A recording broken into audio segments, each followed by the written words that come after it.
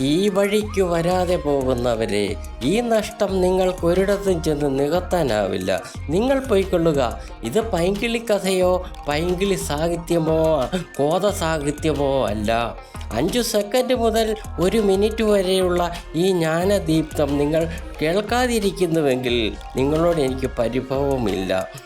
ജനഹൃദയങ്ങളിൽ ആഴത്തിൽ ജന്മാന്തരങ്ങളായിട്ട് അടിഞ്ഞുകൂടി കിടക്കുന്ന മാലിന്യമാണ് അതിന് കാരണം. ആ മാലിന്യം ചുമക്കുന്നവർക്ക് ഒരിക്കലും ഈ വഴിക്ക് വരാൻ കഴിയില്ല. അവർ അതിൽ തന്നെ ചികഞ്ഞ് കാലം കഴിക്കുന്നു. മനുഷ്യൻ്റെ ഇന്നത്തെ ജീവിത സാഹചര്യവുമായി അവരുടേതായ കഷ്ടപ്പാടിലൂടെ ജീവിച്ചു പോകുന്നവരുടെ ഹൃദയങ്ങളിൽ അല്പം കുളിർ പകരുക, ആ മനസ്സുകളെ ചിന്താദീപ്തമാക്കുക. 1000 മഹാഗ്രന്ഥങ്ങൾ വായിച്ചാലും അതിലെങ്ങും കിട്ടാത്ത ജീവിത വീക്ഷണങ്ങൾ ഈ ജ്ഞാനദീപ്തത്തിലൂടെ നിങ്ങൾക്ക് ലഭ്യമാകുന്നു. അത് നിങ്ങൾക്ക് വേണ്ടെങ്കിൽ എന്തിനിങ്ങോട്ട് വരുന്നു?